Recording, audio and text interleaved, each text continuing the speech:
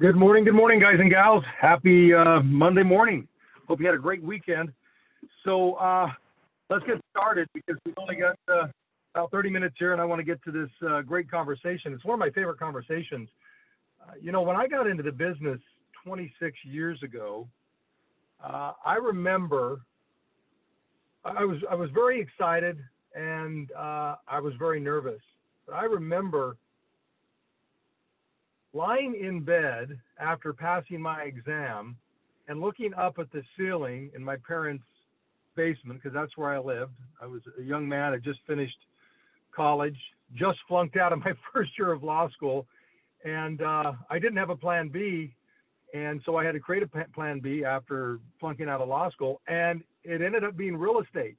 And so there I am lying in their basement at the end of the day, just so happy that I had passed the exam and had my license, and I was counting the number of transactions I was going to close and the amount of money that I was going to make on each transaction. And I was so excited about the amount of money that I was going to make my first year. In fact, I had done the math so many times I knew it was $130,000. And this was back in 1993. That was a lot of money back then, and it's still a lot today, but it was a lot more back then. Well, the crazy thing is that if you were to take my first 4 years and add up the income from each year, the total amount didn't equal to half of the 130,000. In other words, it was a very difficult first 4 years in the business for me. It was so interesting because the company that I had joined had a great reputation. They had been around for 33 years. They were, if those of you who are in Utah and Salt Lake, they were on Spring Lane, just over by the Cottonwoods on Highland Drive, and a great location in proximity to the Cottonwoods, multi-million-dollar homes and estates. And I just knew that I was going to be successful. And the crazy thing is that I'm having a conversation with the broker, and the broker says to me, John, congratulations, because you're the first rookie that we have hired in our 33 years of business. And I was feeling really good about myself, and a year later they were out of business. So my claim to fame is that I put them out of business. They had a tough time. I had a tough time. And it's not surprising to me that they went out of business, because the way in which they trained me was emblematic of the way in which they approached the business. And they were not a sales organization. It was an organization of experienced agents who, had been in the business for decades and fortunately worked with their sphere of influence and did well there. But as an agent who was new in the business, and I think this holds true for agents who aren't new in the business, but want to take their business to the next level, man, it is so important that we get sales training. And I emphasize sales training because there's so much training that goes on out there.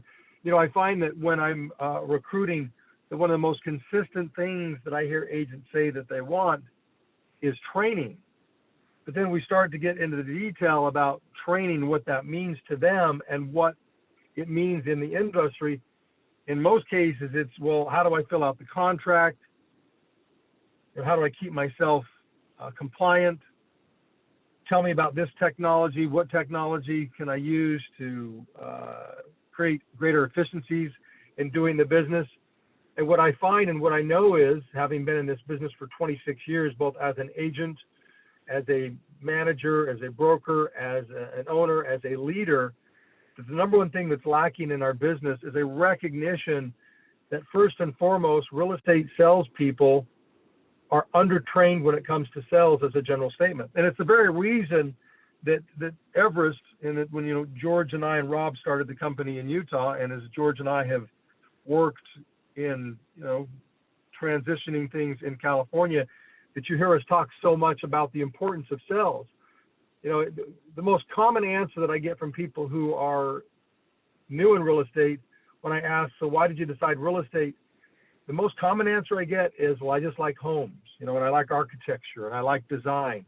And all of that's well and good, but I'm just here to tell you that those are the last reasons to be in real estate, because real estate is not about those things. And those who say that that's what they got into real estate for, they soon find out that real estate is not about that. The real estate is not even about real estate, that it's specifically about people. That's the thing. It's about people. And so we have to recognize that. And if it's about people, well, what does that mean ultimately?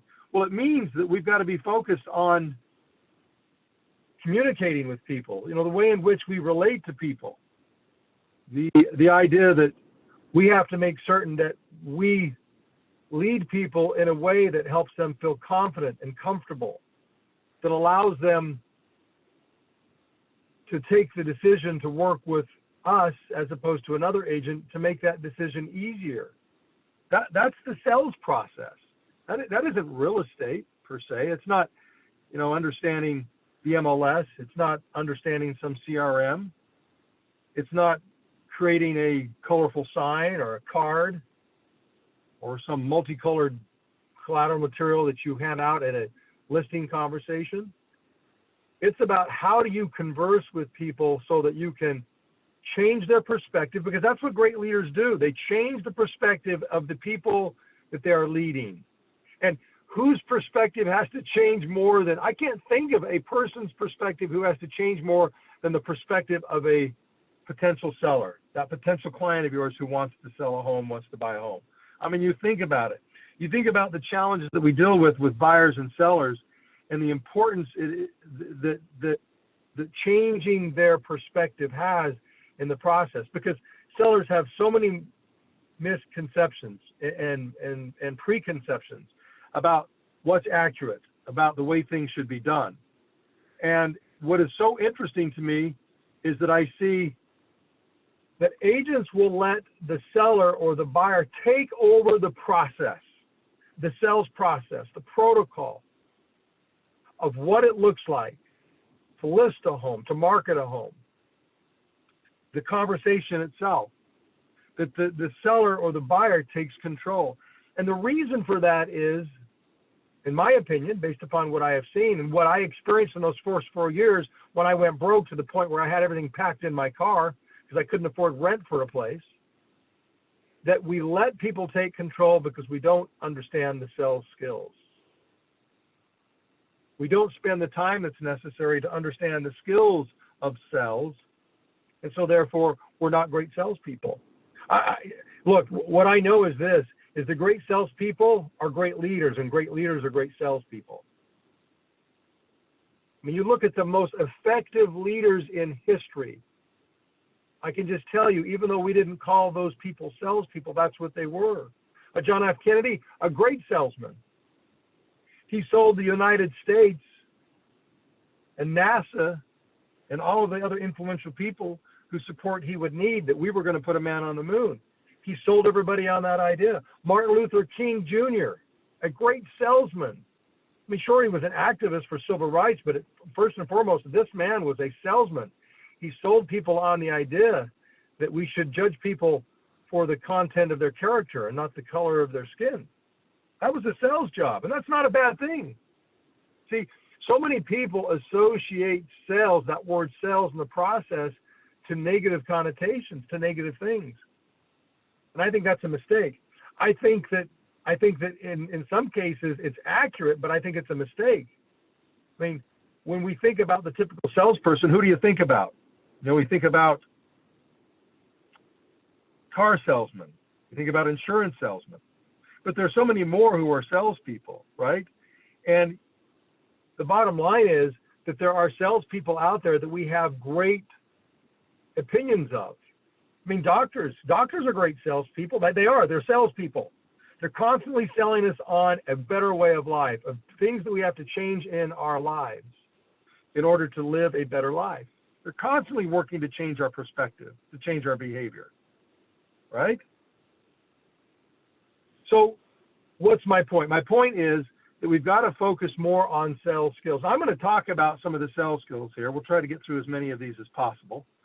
I'll get through the list, but the depth of the conversation will depend upon how quickly we can get through, and I'll spend more time on a couple of these than I will the others. But what I'm here to say is this, that as much as we might spend the next 15, 20 minutes talking about these sales skills, Guys and gals, it is not enough for you to call into a coaching session like this and to listen to what I have to say and call it good. I was having a conversation with somebody about this recently, about their level of commitment to their improvement at their job and who they are as an individual.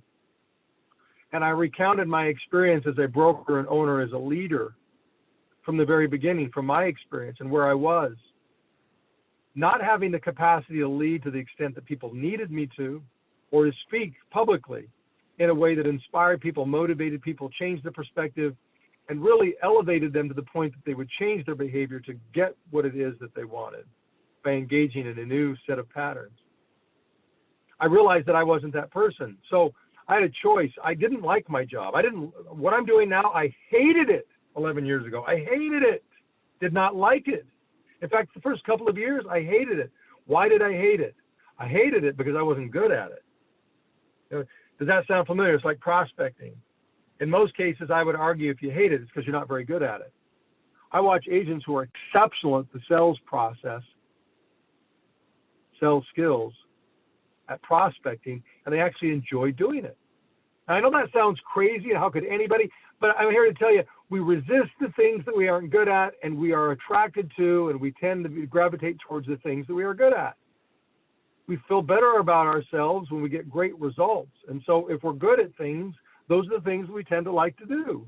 So we all move towards the things that we are most comfortable with. And for most people, they're not very comfortable with the sales process or with prospecting. And the reason for that is that they don't spend much time figuring it out. Most people will spend more time in actually doing the thing, like prospecting, than they'll ever spend trying to figure it out in the classroom or in the laboratory, so to speak. So I was having a conversation with this person, and I said, what I observed over the last decade is that there are very few people who really want to figure it out. They say that they do, but very few people who really want to figure it out. And I said, and I was at a juncture where I had to figure it out. And I was either going to be the person who said he wanted to figure it out and really didn't, the person who was going to just simply quit, give up, and say, well, this isn't for me, or I was going to be the person who became obsessed. And that was the word that I used, obsessed, because what I believe is this, and if you're taking notes, I'd write that word down, obsessed, obsession. That we have to be obsessed. We have to be in this frame of mind of obsession, of being the person who said, there's no other choice, that it is my obsession to figure this out, that I'm going to do whatever it takes to make this happen. What's the definition of obsession? I looked it up, and this is what it reads. The state of being obsessed with someone or something, an idea or thought that continually, underline continually, preoccupies or intrudes on a person's mind. Let me read that again. An idea or a thought that continually preoccupies or intrudes on a person's mind. Let me share with you this story, and then I'm going to get into these sales skills. So it was 6 months into Everest being a thing. The company was started. 6 months later, George goes in for heart surgery. He's got some irregularities with his heart. They determine that he has to go through an ablation, which is basically a process where they burn a small part of the heart to basically kill that part so that it stops freaking out, so that the heart beats in rhythm the way that it's supposed to. His heart was not beating in rhythm the way it was supposed to. It was a life-threatening thing. He had no choice. We had no choice. He had to go. So as he left to go get surgery and recover for the weeks that he did, and I think it was about a 6 to 8 week process, I was left along with Rob Oakey. Those of you who don't know Rob in California, those in Utah obviously do. But Rob and I were left to lead out the company, which meant that the morning ascents, the base camps, that any training, the coaching, we were left to do it. Well, George came back after his 6 to 8 week recovery, and he asked, how did it go? And I looked at Rob, and Rob looked at me, and I looked at George, and I said, it didn't go well at all. And George, and to make a long story short, George looked at me and he said, you're right. And I knew that. I didn't need the confirmation. I knew that it didn't go well. It didn't go well because I felt that it didn't go well. I could sense that it didn't go well. For me, it didn't go well. If it didn't go well for me, I knew it didn't go well for the agents who were in my coaching sessions, who were in base camp, who were in morning ascents, who were in the coaching sessions. It did not go well. And George said something to me. He said, I've had several people say to me that didn't go well. And he said, one person in particular said, John's a good guy, but please don't have him speak and don't have him coach for us. He's a good guy, but. And I remember at that point how angry I was, not at that person. It was Dave Stocco, those of you who know Dave. I was not angry always with Dave. In fact, I was grateful for Dave being willing to say something to George, and I was grateful for George coming to me and saying, you got to get this figured out. And it was that moment, it was a defining moment for me, guys and gals, where I realized I either had to figure it out, become obsessed with figuring it out, the process of coaching, of training, of leading, of basically sales, to really figuring it out, or quitting and going off and doing something else and say, that real estate thing, it's sure a tough thing. It's tough business. And I remember breaking down and tears just flowing from my eyes. And I looked at George and I said, if ever I find out that there was feedback or an observation that I need or deserve in order to improve, and you don't tell me, I said, I'll be pissed. I'll be angry. I said, I appreciate the fact that you were willing to say something now. Well, guys and gals, this is that conversation for you. I don't know where you are because I don't know everybody who is on this call, right? I can't see the list. But it doesn't matter where you are in your journey in this business and in life. There is always room for what? Improvement. So I'm here to say that if you want to get to the next level, you've got to become obsessed with figuring it out. Become obsessed. Get to the point where it preoccupies you constantly on what you have to do to become a better salesperson. Become so good that you don't look at the word sales or salesman or saleswoman as a negative, that you use that word with pride and say, yes, I'm a salesman. See, because I embrace that word. I'm a salesman. I embrace it. I'm okay with it. I am a salesman. Because I think it's a very noble thing. You think about everything that you enjoy in your life that you have, aside from your relationships, and even your relationships, it has been gotten through sales. The car that you have was gotten through sales. The salespeople who sold the parts, the company that sold the car to the dealership, that sales process, and then the sales process that you went through with your salesman to buy it. And even your spouse sold themselves on you and you sold yourself on your spouse. All great things in life come because of great sales or great salesmanship. So what are these things that I want to talk about? The first thing is this. I'm not going to get into role plays because we don't have time for that. But I want to get into these concepts. So the sales process is nothing more than a formula. I believe that it is a pattern. No different than 10 times 10. 10 times 10 is 100. 5 times 5 is 25. 3 times 3 is 9. 9 times 9 is 81. That is just a pattern or a process or a formula. And anything in life can be reduced to a pattern or a formula. Everything, including the snowflake. Everything has a pattern, has a formula. Sales, no different. Guys and gals, if you will recognize what a great sales pattern is, what the pattern is of great salesmanship, if you recognize it, you realize that it's simply a skill, and if you practice it, you can get better at it. This idea that people are born to be salespeople, that might be true in some regard, that some people are born with certain gifts, like some people are born tall and it makes them potentially a better basketball player, although not better. Because I know a lot of basketball players who were short, who were better than the tall players. The guy who has dished out more assists in his career than any other, John Stockton, he was 6'1". That is short in the NBA. So the fact is that this idea that people are born with the skill of salesmanship, I don't think is true. In fact, I just think that is an excuse for those who don't want to admit that it's something that you can figure out, but it's going to take a lot of hard work. But it's a pattern. So let me just talk first of all about the response pattern. If you're taking notes, write that down. Response pattern. Sales is nothing more than a response pattern, which implies something. Response pattern really means this, that it recognizes, number one, that you have to ask questions. The number one building block of rapport, of liking, of trusting, of respecting, those are critical. Like, trust, and respect in the sales process. The number one building block of that, of rapport, of like, trust, and respect, is asking questions. And what is so interesting is what I find and what I have found, even in my own personal experience as I started in the business, we all have a tendency to want to talk, to tell, as opposed to asking questions and just simply listening. So number one, the most effective pattern of communication, the most effective pattern of leadership, the most effective response pattern in the sales process is to, number one, ask a question.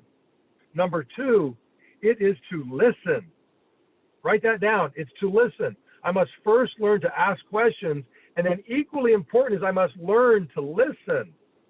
See, you can ask all the questions you want. There are a lot of people who ask questions only for the purpose of asking the question to give themselves enough time to think about the next question they're going to ask, never having listened to the answer that was given of the question that was asked. I want you to think about that. We're all guilty of this. I'm guilty of it. I found myself recently in a conversation, in a political debate, asking a question, and as they answered the question, instead of listening to what they had to say, I was formulating my next question, my next gotcha. So think about that. How often are you actually asking a question for the sheer pure purpose of hearing the answer? The key to building rapport with a stranger where there is a lack of trust and respect and likability initially because they don't know you. It's fair. It's fair that they don't like, trust, or respect you because they don't know you. You're a stranger. And what's worse for them, you're a real estate agent. You know, people have a low perspective in many cases of real estate agents. So one of the quickest ways to extinguish that is to stop doing all of the talking and start doing more of the listening. So number one, ask a question. Number two, listen to what they have to say. And then once they give you their response, then let them know that you actually listen, which is number three. The best way to let people know that you have listened is to give them cues. We can give them verbal cues, and we can give them physical cues. And physical cues can take the form of body language or of actually writing things down as they speak. So I'll give you an example. If I ask somebody the question, so when are you planning on selecting an agent to help you sell your home? And the response that I get is, well, we're thinking we may want to try to get the home sold on our own because we know the inventories are low and we're seeing homes go on the market in the very same day getting multiple offers. So we're just thinking we're going to go ahead and try to sell it on our own. Well, as they speak, in order to let them know that I'm doing what I said is number two, listening, I've got to do what I said is number three, which is to give them cues that I am listening. So how do I give them cues? Well, one of the things that I can do is I can repeat back what they said to me, using specific words that they use so they know that John actually listened to what I said. And why is that important? I mean, look, we know that it would be more beneficial for a for sale by owner to list with us than to sell it on their own, even in today's market, because they're going to get more exposure and they're going to have somebody who's a better negotiator working for them than they could ever do or accomplish. So we know they'd be better off working with us, but we've got to make certain that we are letting them know that we at least heard what they had to say, even if they're wrong, because they are wrong. The fact is, I firmly believe that a for sale by owner is wrong by thinking that they're going to be better off trying to sell their home on their own for all sorts of reasons, a multitude of reasons. I've been in the business way too long to be convinced otherwise. And yet they have a right to their opinion. It doesn't mean that they're right, but they have a right to their opinion. And the number one thing that most people try to do when the person they're talking with is wrong is that they work to prove them wrong. They work to show them why they're wrong. And we can't do that, guys and gals. We're strangers. Worse, we're salespeople, and they may have a negative perspective on us already, not because of who we are as a person, but because of this title that we have, real estate agent, a salesperson. And so we have got to make certain that we're leveraging the principles and the concepts and the ideas of great communication and following these patterns to make certain that we're building the right relationship, that we're building rapport so that they give us the latitude to lead them through the process to change their perspective. Because that's what great leadership does. It changes the perspective of people so that they begin to behave in ways that they weren't otherwise going to behave. Does that sound familiar? Change the perspective of people, change the perspective of the for sale by owner so that they begin to behave in ways that they were not otherwise going to behave. Change the perspective and realizing it would be better for them to work with an agent than trying to sell their home on their own, and therefore choosing to work with you to get their home sold. So this idea of listening to what they have to say and showing them that we are actually listening. So by repeating what they say, some of the key words.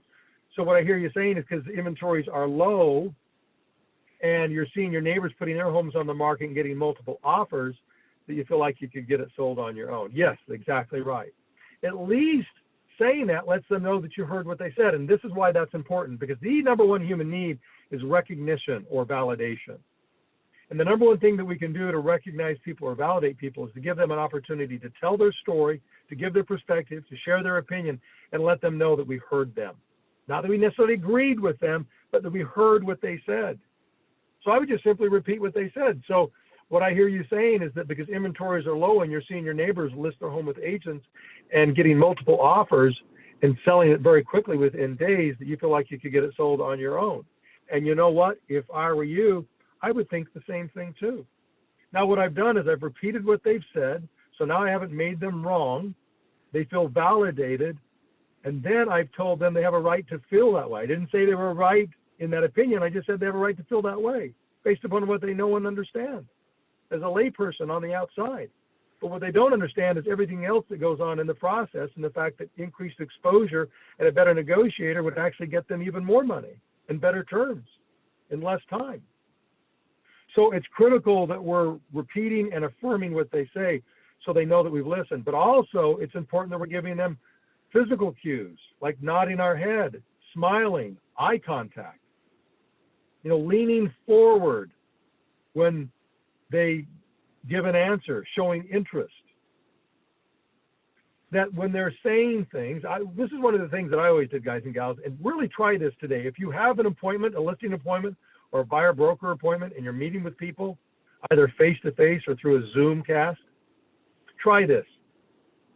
Before you ask any of these important questions that we ask when we're engaged in the sales process with a buyer or seller, to say to them, Bob and Mary, I'm going to be asking a lot of important questions that I think will help you in this process.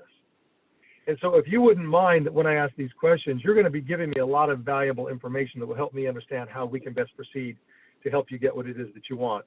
If you wouldn't mind, I'm going to write down just what you say so I don't forget the important things that you share with me. Would that be okay?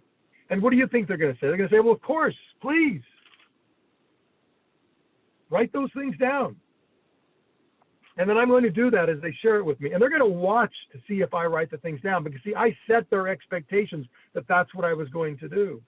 Now, I want you to think about that. If you've ever spoken to someone and you watch them taking notes, how does it make you feel? Well, if they didn't tell you they were going to take notes and they're taking notes, it could be distracting. You could think, what are they doing? Why are they writing that down? What did I say? You're going to use this against me. Or if you set their expectations and as a result they're writing things down because they told you they were going to, then they're meeting your expectations and they're validating your rights to share, and that whatever you're saying is important enough to write down. Just think about that, how critical that is.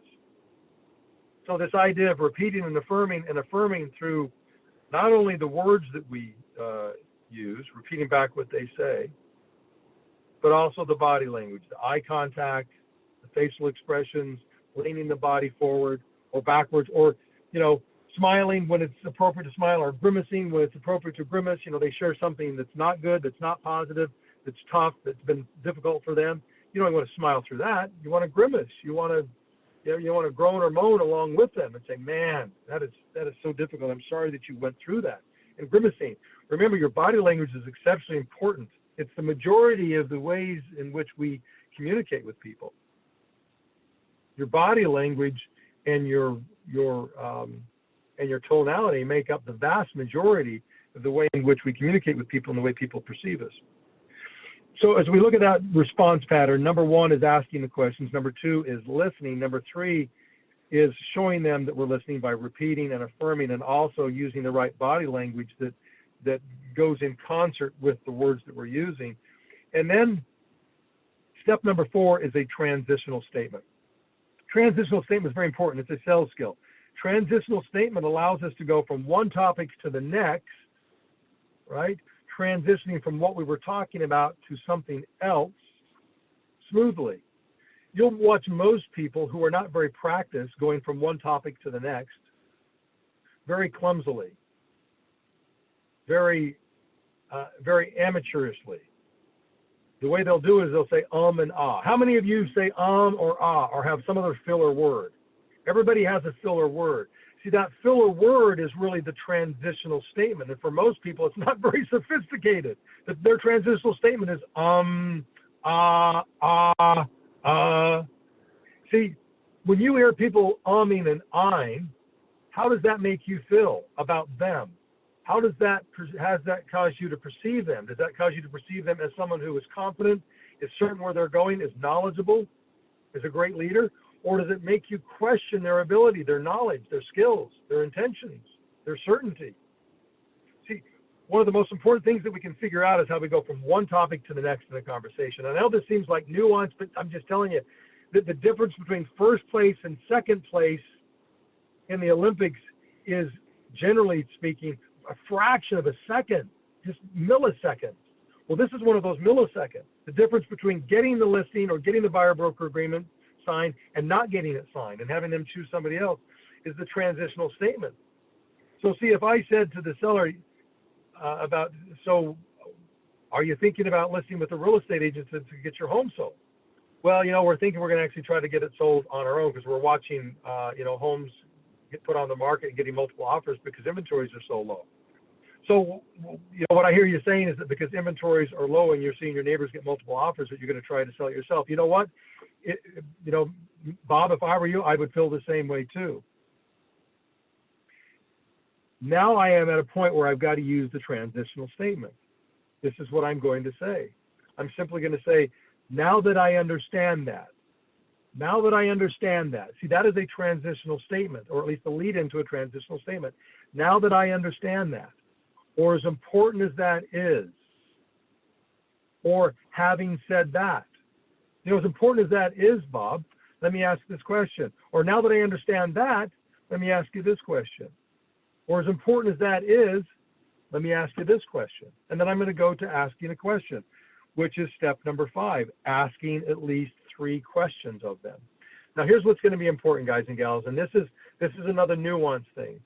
I could stay on the conversation about you should list with an agent, you should list with an agent, you should list with an agent. Meet with me, and I'll show you why it's important to actually work with an agent.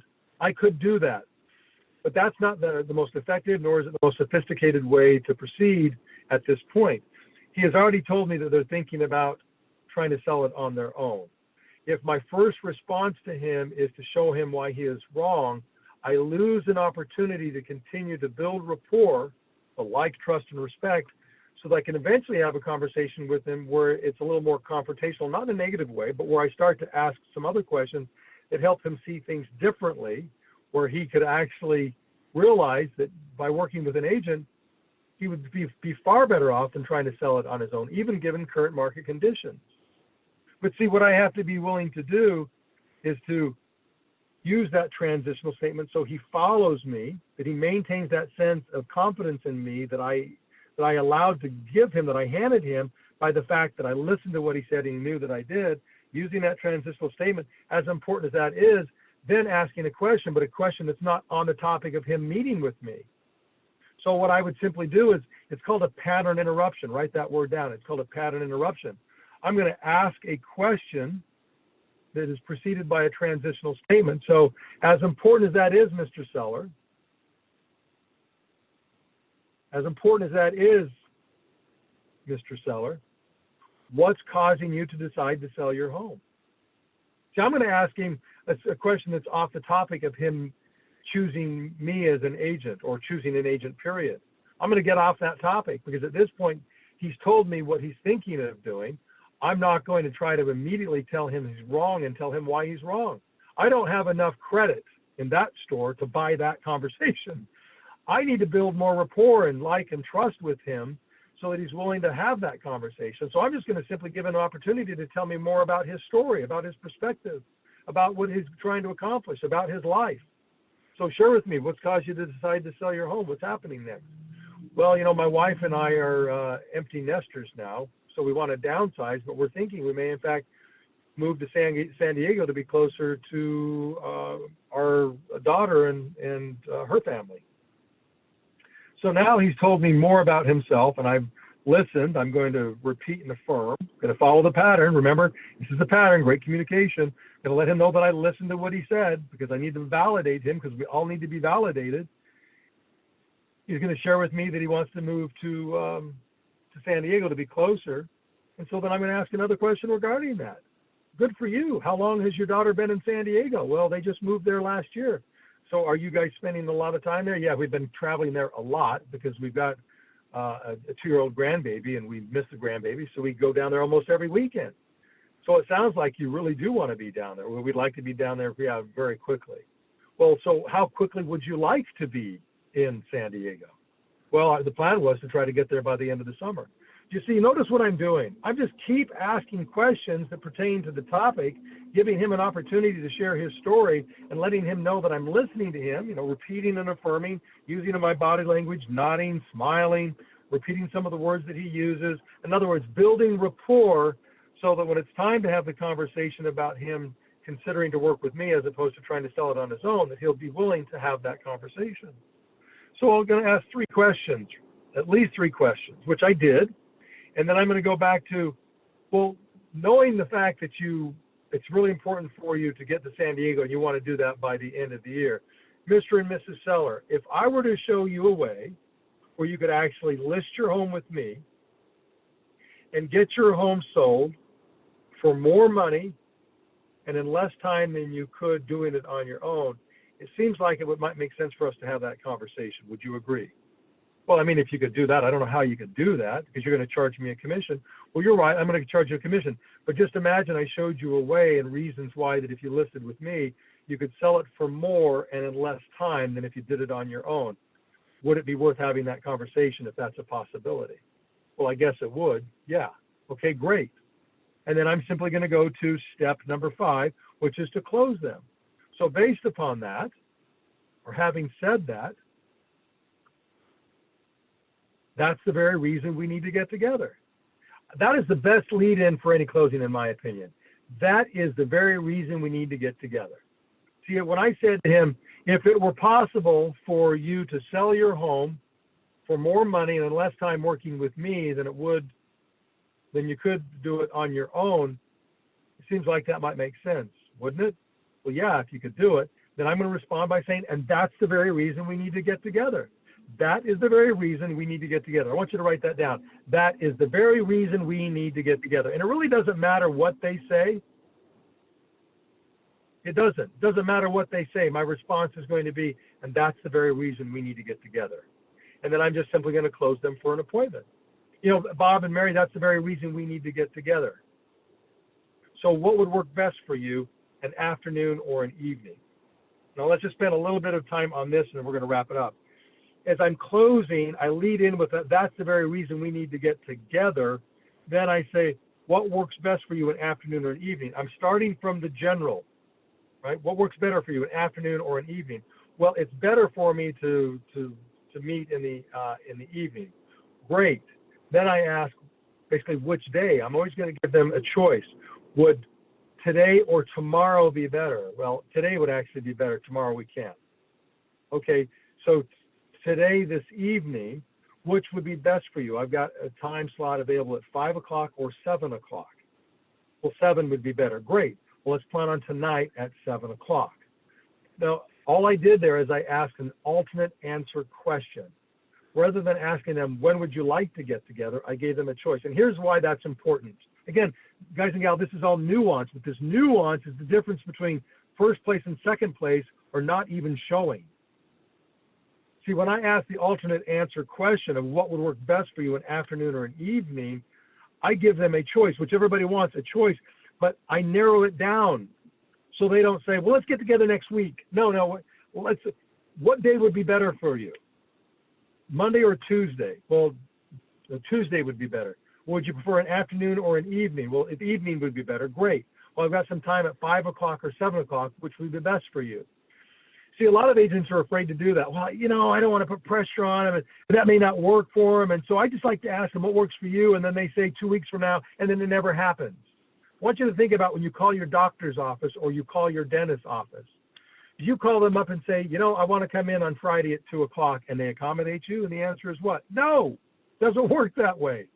Professional offices and professionals don't operate that way. They will ask you, when would you like to come in? And you'll say, well, sometime this week. And they'll say, well, let me look at the doctor's schedule. Well, the doctor's got some time either on Wednesday or Thursday. Which would be better for you? Does this sound familiar? Because they have taken you through this process. Look, I didn't invent this, and I don't think your doctor did, but your doctor recognizes the importance of it to create a sense of choice, but also some semblance of organization and a pattern, a process, a formula that works so that people have a great experience and they get what it is that they want. So remember that, alternate answer questions on the close. That's the very reason we need to get together, Bob and Mary. What would work best for you? Either Monday or Tuesday of this week. Well, tonight would be good. Great. So you prefer to get together this afternoon or this evening? Well, this evening would probably be better. Well, good. Would you like to get together at 5 o'clock or 7 o'clock? Well, 7 o'clock, if you can do that. 7 o'clock is perfect. Let's do that. Guys and gals, what I challenge you to do is this. Find any book that you can on the sales process and read it. Go back and listen to this and other trainings that we have done on the sales process. Become obsessed with figuring it out. Because real estate has nothing to do with houses effectively and has everything to do with our ability to lead people in the process of communicating effectively, to build rapport, trust, and respect, to get them to feel safe enough that we can change their perspective so they change their behavior and they follow our lead to help them get what it is that they want. You would never go to your neurosurgeon. You would never go to your general practitioner. You would never go to your dentist. You would never go to an airline pilot and tell them how to do their job. And yet, in real estate, we let people do it to us all the time because we fail to follow patterns, effective patterns. Recognize what the effective patterns are in this business, especially as it relates to the sales process, this conversation that I took you through this morning. Recognize it, practice it, get better at it, use it, and watch how your experiences change and how the things that you may not like now, like prospecting, or overcoming objections and having conversations about commission or price reductions, to watch how your attitude changes relative to those conversations, and you actually begin to enjoy it because you get better and more effective and you get the results that you want. So I hope this conversation's been effective for you. I love the conversation because I know the difference that it made in my business, and I know the difference that it can make in yours. So, man, become obsessed. Figure it out, guys and gals. Have a great week, and we'll talk to you next time. Bye-bye.